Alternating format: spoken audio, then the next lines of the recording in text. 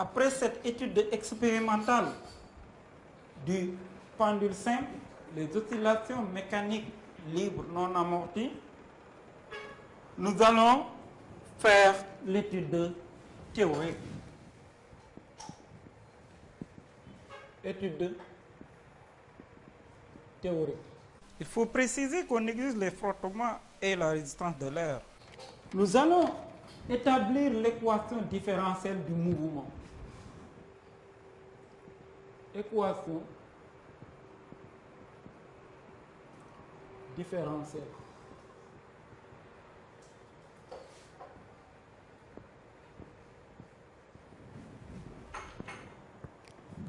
On va reproduire le dispositif. On a un fil initialement vertical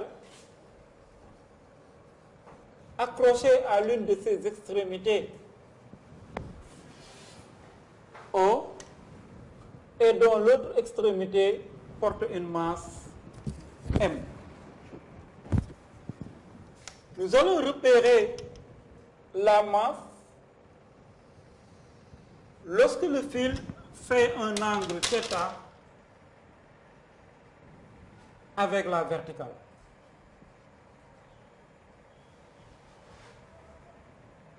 Voici la masse, notée S, le solide.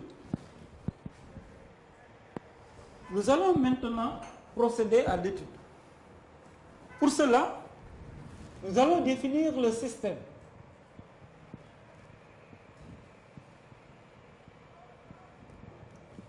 Il s'agit du solide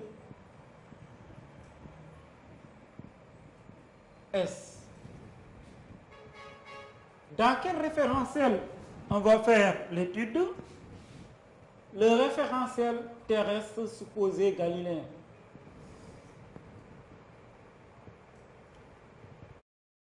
Le bilan des forces extérieures qui sont appliquées au solide. Nous avons le poids P de la masse que nous allons représenter s'appliquant au centre d'inertie vertical et dirigé vers le bas.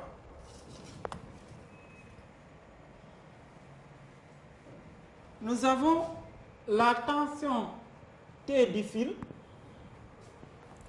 que nous allons représenter ici,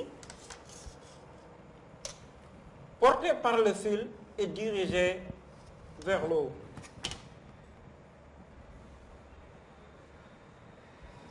Nous allons représenter les vecteurs de la base de Fresnel.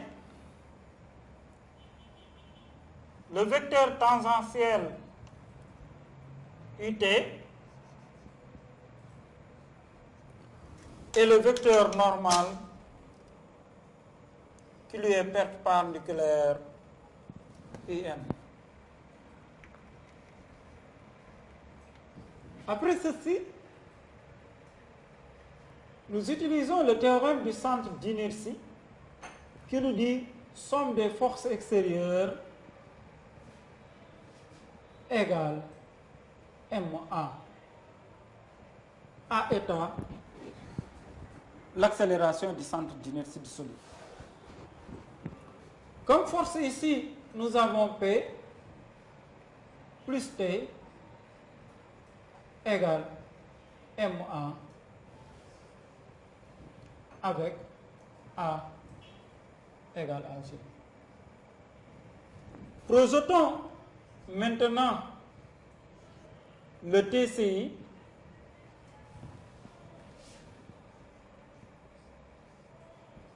suivant la tangentielle UT.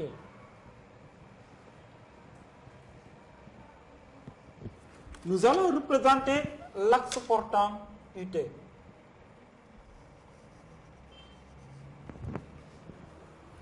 Et nous faisons la projection de P.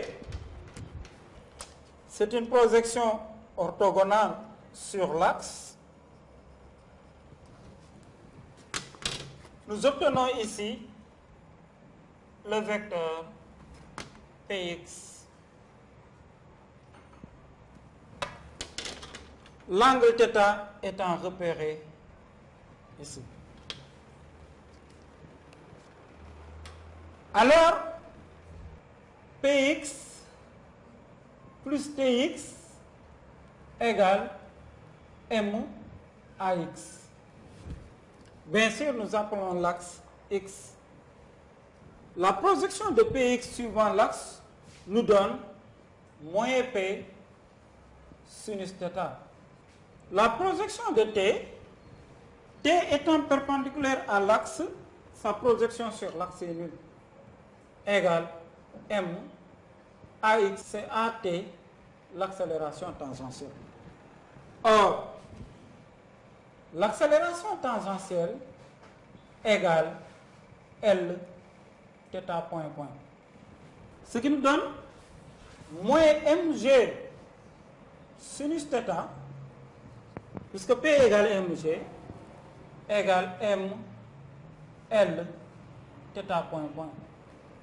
En simplifiant par m et en transposant dans ce membre, on obtient L θ point point plus G sinus θ égale 0.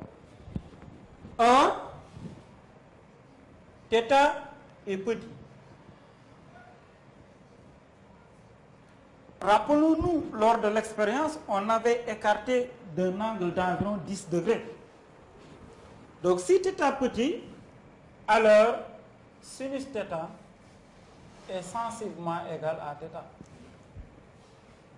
Remplaçant sinus θ par θ et divisant l'expression par L, on obtient θ point point plus G sur L θ égale 0.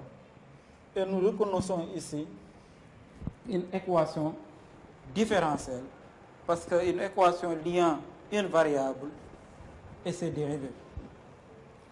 Si on pose oméga 0 carré égale G sur L, alors on obtient θ point point plus oméga 0 carré θ égale 0. Nous avons une équation différentielle d'un oscillateur harmonique. Les oscillations sont sinusoïdales. Avec oméga 0 égale racine carrée de G sur L. Oméga 0 est la pulsation propre de l'oscillateur.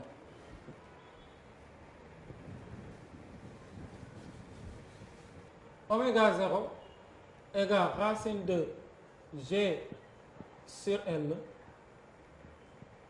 et la pulsation propre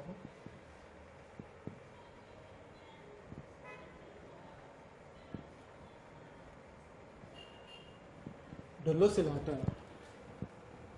T0, la période propre égale 2π sur oméga 0 et alors égale à 2π racine carrée de L sur G et la période propre